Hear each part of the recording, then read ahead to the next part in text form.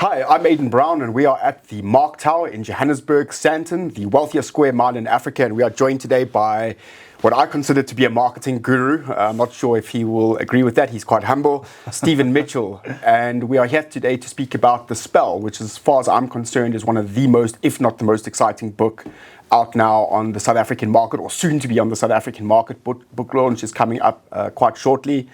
And it will also hopefully be a global bestseller. David Buckham and Robin Wilkinson are actually very prolific writers. They've had a string of bestsellers, and recently a book that was listed for the Sunday Times Literary Awards, and that's called Orthogonal Thinking. I highly recommend that you take a look at that book if you are interested in a dynamic read. Let's talk about the latest book in production, just going into launch now. You have had an inside view of how the sausage is made right from day one. You've now seen all of the books that they've made. Fantastic reading all of them. In particularly, I like the Age of Menace, personally. You have now seen all of them get made. What stands out about this book that is unique in its founding vision, right from day one, from its inception, all the way until now, that is unique, not just in terms of the other books, but in terms of all books? No, it's been a fascinating journey. Having never been involved in writing a book, to having your CEO come to you and say, "Stephen, I've written a book. You need to help me make it a bestseller." I'm like, "Geez, okay. Well, I haven't even read this book. I don't even know where to start." And we went through the process of finding a publisher. In Burnett Media, who have been amazing to us for a number of books that we've worked on. And we ended up with The End of Money becoming a bestseller. And I think for me it's been a brilliant intellectual journey as well, as someone who loves reading books, to have been seen underneath the hood of how it's all been put. And I really do wish I had a better memory, and I'm sure lots of people who read these books would think the same. I think if you could remember half of the nuggets inside of these books, you would be the smartest person at any dining room table. But I think each of these books have a purpose behind it, and I think that's what makes them all powerful. And for the most of it, that purpose has, in one way or another, attempts to challenge people, to push their perspectives, and to try and get them to understand the world in a slightly different way. And I think I've been privileged then to be able to engage with the authors and really understand these messages that they've been putting out. And I think it's done a lot for me and my own perspective of the world. I think where The Spell in a way differs is the diversity of content and thought within it. You ranging from science to religion to ecos to philosophy, psychology, and it sounds quite daunting when you put it like that all of that's in a book. But by the way that they've created these stories within the book, you're reading it out of enjoyment, and subconsciously you're doing the learning. And I think that's what differentiates it from a lot of other books out there. Where you don't feel, even in the history sections of the book, you don't feel like you're reading a history textbook. You feel like you're almost reading like a beautifully put together non-fiction kind of story about the world. And I think because of those diversity of views and opinions within the book, it really forces you to challenge your own perceptions, and I'm an individual that I'd like to try and understand the meaning of it all, this world, yes, our lives, and as an individual, then what our purpose is within that. And even though I think I appreciate that I'll never fully understand that, just by virtue of going through that journey of trying to understand it gives me some kind of fulfillment. And I think I'm better equipped to do that having read this book. I think it's forced the various facets in my brain, being, the left side, the right side, the front side, the back side, wherever else, to challenge my own preconceptions, my own biases and understanding of the world. And I feel like it's given me a range of tools which isn't necessarily outlined in the book. This is the way that you're supposed to think. It's rather given you tools to apply yourself critically, and to do that across all these different facets of the book. And I think that's the real power, is that kind of positive, challenging nature of the book. In some ways, what I'm hearing from you is that in reading this book, it spurred on almost a personal growth journey for you. Yes. I would agree in terms of when I was reading the book, it was impossible for me to go 2 or 3 chapters without having to deeply challenge myself on some fundamental issue. Yeah. Having to really look at myself and think about the way that I view the world. Yes. And really start to have to consider the new information put before me. And to go back, in the beginning, I thought that it would be impossible to marry all of these ideas together. I even remember giving David Buckham, one of the authors, along with Robin, that kind of feedback, where I read the opening of the book and I couldn't understand how they were going to reconcile all of these things. Yes.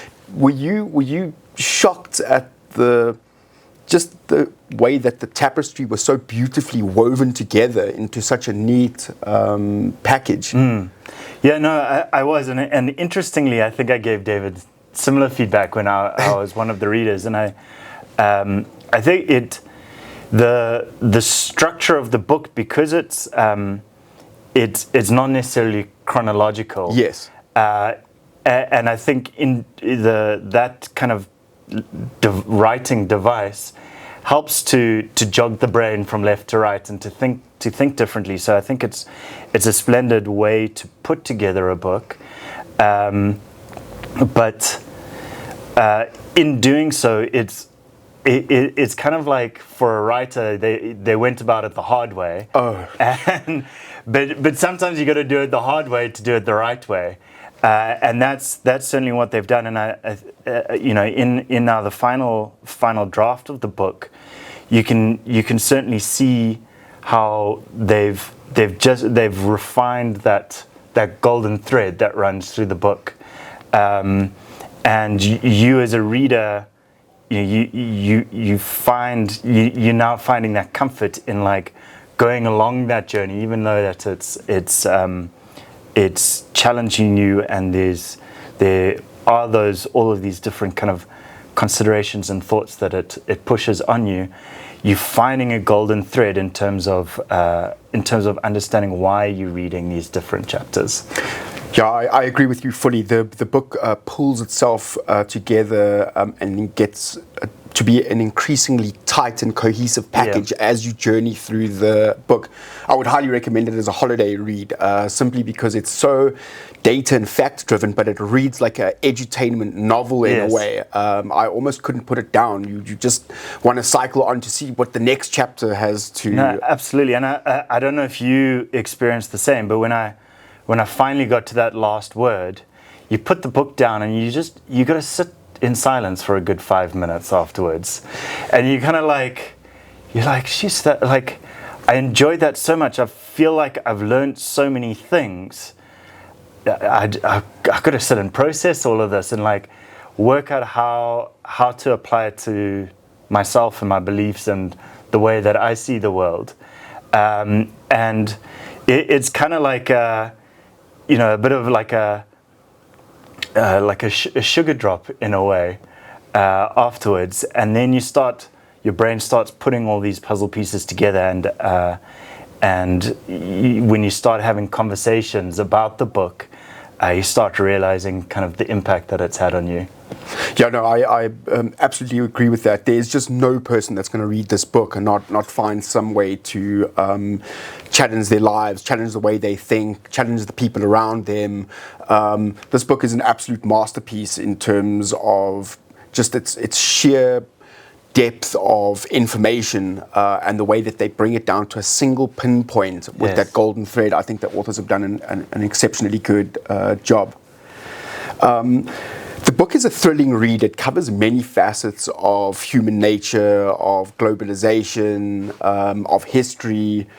What do you think would be the single most valuable universal idea that comes from this book that you would like to share with the world? If there was one point that you could give to, say, somebody you're trying to convince to read the book, maybe a friend or family member, what would be that message? Sure, it's a tricky question to answer because there is a lot in this book, but I think if I have to condense it down, the journey through history that this book takes you through, and when it refers to a lot of great thinkers and iconic individuals and amazing thought leaders through the decades and centuries. But what you realize is that a lot of the struggles, the conflicts, the issues that we have in modern day society aren't new. There's a wealth of knowledge in our history that people take for granted. There's so many situations where there are amazing lessons from the past, from the history for us to learn in order for us to apply and move forward in the most positive way. And you just look at, the book touches on the Irish famine. It then goes into the struggles of starvation in Ethiopia. And this is a recurring theme in our world, the poverty, the inequality, and there are a huge amount of lessons, often in what not to do, that we should keep applying. And you just look at modern day society, you have huge amounts of hunger in Somalia. Everyone loves Madagascar because they had this great movie that made it seem like an island paradise, but 70% of their population sits underneath the poverty line, and we should really be doing something about that. And there are wrong ways and right ways to go about it, and there are a whole lot of lessons that you can get in from our history in kind of what does and doesn't work. And I think that can be applied to a lot of other things. The book goes back to ancient Greek philosophy, and some of the struggles that they faced with from a philosophical point of view are questions we're still asking these days. Absolutely. So that for me was one of the real outtakes, is that there is this wealth of knowledge out there from our history, and that as individuals we have to apply ourselves to go and read books like this to better understand that history and our past in order for us to be better human beings going forward. What I kept experiencing with this book, in a way, I guess is kind of similar to you. So what I had was this zoomed out macro experience. I would have this big holistic view of the world, where the lens of philosophy or politics or economics or whatever it is. And what would happen is I would slowly start zooming in as I was reading the book. And what would eventually happen is I would arrive at a point where I was at a moment of granular personal introspection. Yes.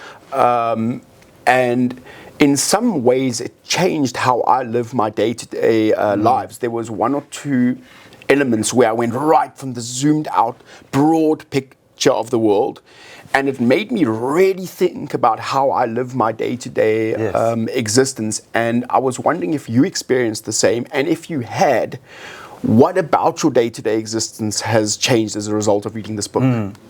I think something that the book reminded me, and it's through going through all these kind of like historical stories and different opinions, is that it all comes down to people. It's all these massive decisions that have been made, these political statements, these initiatives or endeavors. It's all individuals or groups of individuals who led them, who made them happen, who made good decisions, who made bad decisions. And for me, it it made me think a lot about the behavioral psychology of people. And you go through all these names that everyone knows throughout our history, and you put yourself in their shoes. And as someone like me, who I'm an eternal optimist, I think everyone has the best intentions at heart. It reminds you that we're all flawed as human beings. We all have what they call bounded rationality. We're all inflicted by our own limitations in terms of our ability to understand fully any kind of situation and therefore make the right choice. And our history is littered of people, I believe, who had the best intentions and who have succumbed to their own limitations. And I think it's made me remember that we're in a time where our personal biases are probably heightened more so than any other time. And you think of our confirmation biases and how we search out news and relationships that best support our own opinions.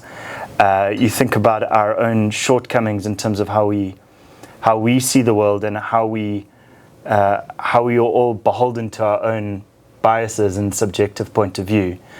And that was a refreshing kind of observation for me, because we deal with individuals every single day. And if you look at them in that light, it helps you to better understand their point of view. It helps you to better put yourself in their shoes.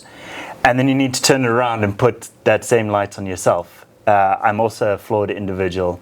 I also have a whole lot of my own biases and shortcomings. And if I can understand the other person's and mine a little bit better, I think it's going to make it easier to have a constructive conversation and to come out with a better outcome. I think you make a beautifully neat and concise point about the way that the book introduces these really big ideas, but draws you into having to digest them on your own granular level. That's certainly what happened to me, because I have a lot of ideas about the world, and what happens is you kind of lump them into these macro concepts.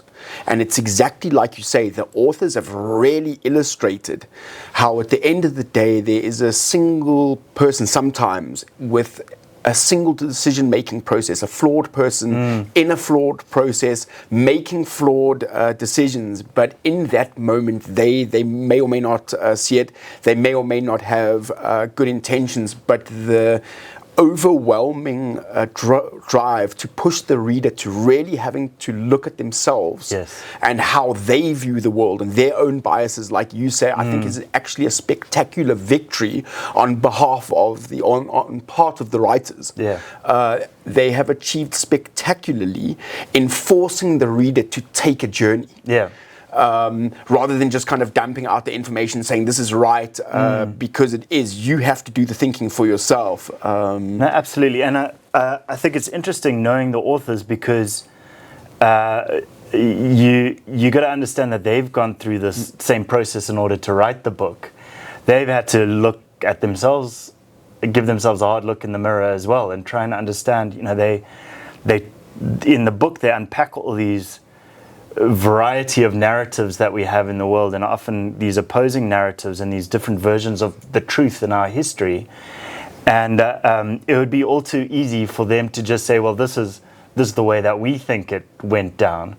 But I think what they've done is rather provided you the information and assisted you to think critically to come up with your own conclusion. And I think that really is impressive, to be able to get that as an author, to challenge yourself and write with that kind of lens. Books slap the mind of the reader in a way that other mediums don't. And we're getting down to the point where we are starting to see books take a back seat to certain other kinds of information media, like podcasts, for example, like this. What exactly is the value? Where does the deep value in a book like this really lie versus the more shallow approaches to information exchange that we're seeing at the moment? So I think it's an interesting one, and particularly as someone in marketing, in communication and content, to think about books. And I personally am a big book lover. Whenever I walk into this room and I see this background that we've got here, you're kind of in awe about the wealth of information there. And I really believe out of all mediums, books are what have given me the greatest insight into our world. So it's really quite sad for me that that we are in a society where reading books isn't as valued as it should be. And I think it comes a lot to the psychology that we have at the moment of instant gratification and social media just pushing information onto you and content onto you, and the diminishing of our attention span as a result. That people now they search out the instant information instead of trying to go through a story and understanding kind of like the bigger picture. It's far easier to just have someone tell you what you should think.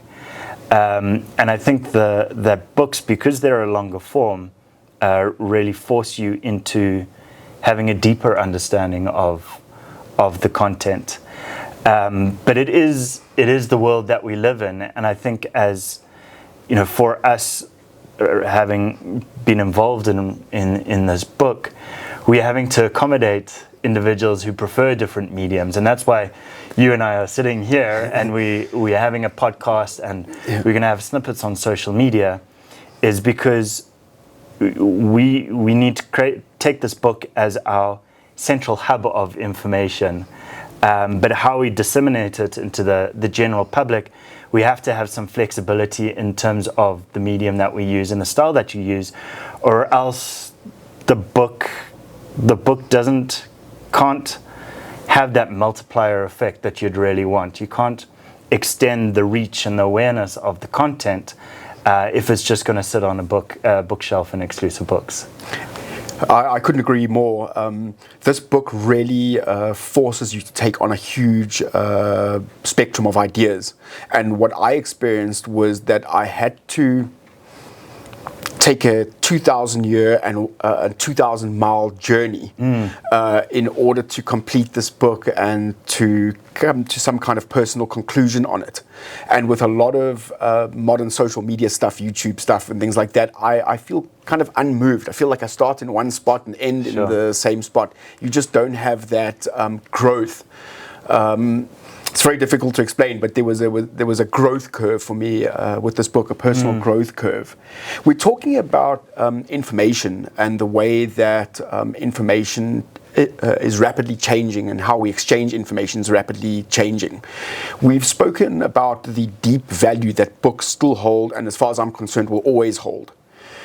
But let's talk about AI and the introduction of artificial intelligence and the way that artificial intelligence impacts and crafts how we see and deal with information and narratives. What do you think AI is doing to change the landscape? And do you think it negatively or positively reinforces books like this?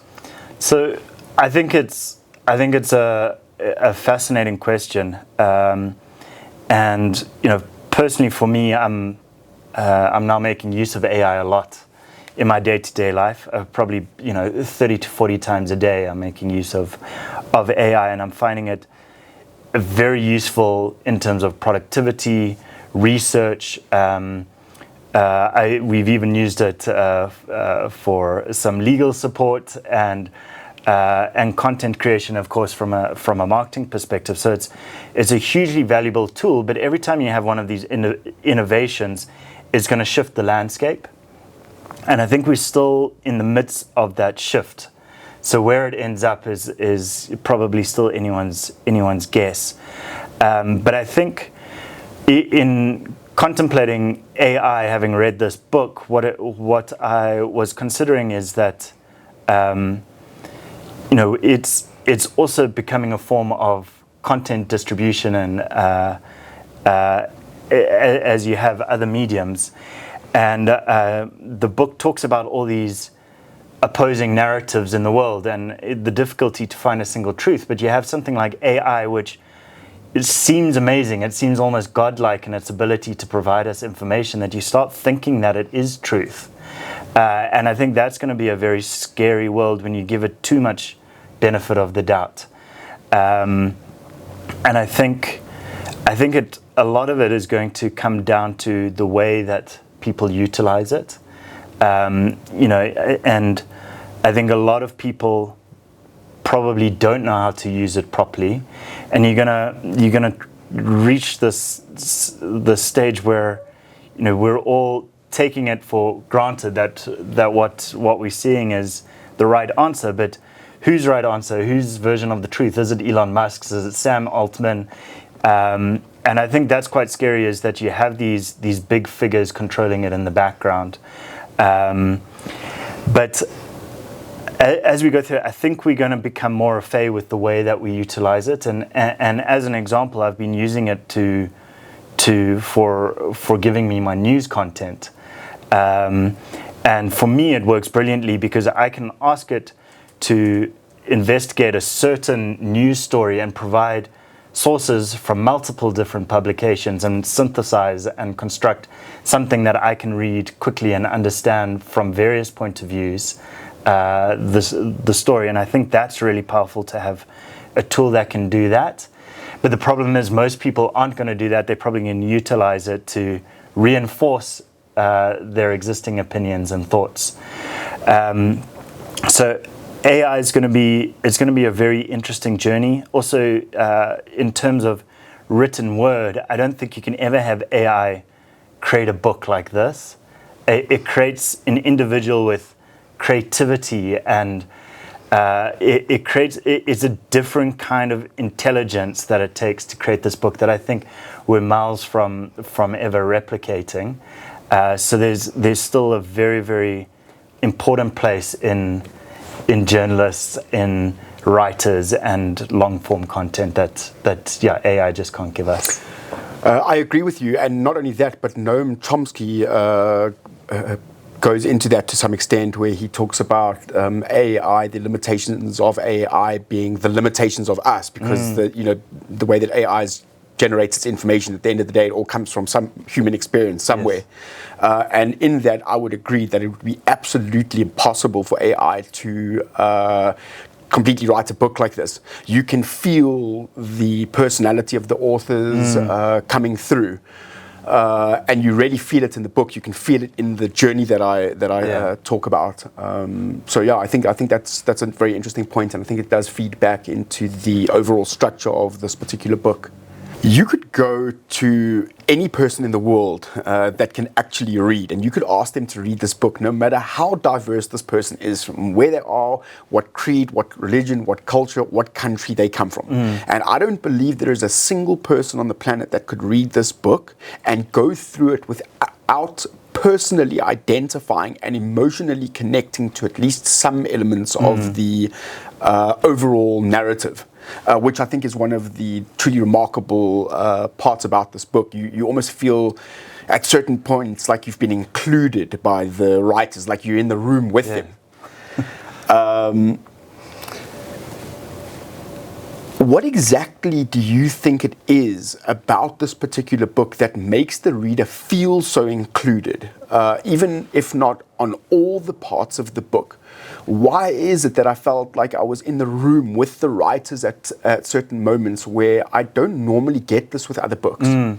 It's strange that you say that. I thought I had that just because I knew the writers, but no, you're perfectly right. It's a great observation, but I think it's got it lends itself to the storytelling nature of the book, where you're never being told, you're shown. And I think there's almost like this guiding hand that takes you through the book. And even if you disagree with certain parts, or there are chapters which don't sit comfortably with you, I think it's written in such a way that it's a good uncomfortable that the book Yes. the book puts on the reader, and that they're encouraged by this book. It's hard to put your finger on how. Yes. But to force yourself to consider these different narratives and these different ways of thinking, and apply them to yourselves. And it's also, as we go back to the original question, it's that diversity of touch points within this book that makes sure that there's something for everyone. So even if you hate philosophy, and there are a couple of chapters in philosophy, the way that those chapters are written, you're going to find something interesting in there. But when you get to the science section or chapters, you're going to be fully invigorated, because that speaks to something that you're passionate about. So there's certainly something for everyone in this book.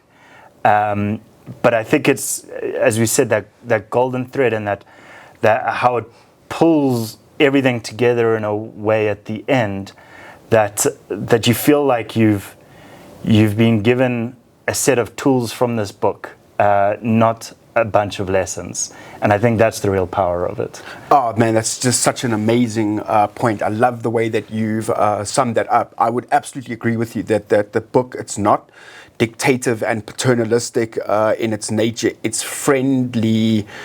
It's almost a friendly way of the authors going, hey, walk with us, come journey with us, and let's see where we end up. It wasn't this process whereby they were trying to focus you into a little point. They had a goal where they wanted to move your mind, and they were slowly moving you in that direction. They were almost saying, you're free to think how you want to think, but let's journey together. And for me, that's the way that I saw it, and it lines up exactly with what you're saying. Not told, shown. Not guided, walked with. And I think that's one of the things that is going to make this book so broadly appealing to such a huge cross-section of society. Just very, very articulate. You're a very busy guy. I know that you have to get back to work. Monocle Solutions is obviously highly in demand. But before we go, I'd like to give you one last punch to talk about, in any way that you feel this book is relevant in your life, in your work, in your personal life, in the socio-political or economic realm. One last punch to leave the readers with that you think would be perhaps the most powerful and illuminating thought that you had after going through the journey yourself. Sure. I think for me, I think the most important thing after this book is having conversations. And I think if you read this book and put it down and forget about it, that the impact of this book is never actually going to be felt. I think it's by sitting down and having conversations like we're having right now, having conversations like with Professor Gumede that we've recently had. I think the book reinvigorated for me this idea of sharing my opinion and hearing other people's opinions and different stories and different takes on the world, and for us to have conversations about it. And you know, if two people have read this book and they sit down and they talk about the content, they're almost given a framework in which to exchange ideas and to exchange hope, I guess, for the progress of humanity. And I think it's a challenge for all of us to be more open and to push ourselves out of our comfort zone and have these kind of conversations. And I think if we do that, we're all going to be better off for it. It's such a great point. The book certainly pushed me out of my comfort zones, exactly like you had described. You're going to be comfortable with some aspects, and you're going to be uncomfortable with certain others. On a personal note, I found it really challenging to have to deal with the forefront of science, particularly in regards to theoretical physics, which the book gets into, versus religion. And that's, for me, a point of deep introspection in this book. And I think a lot of people will also find themselves in a similar position.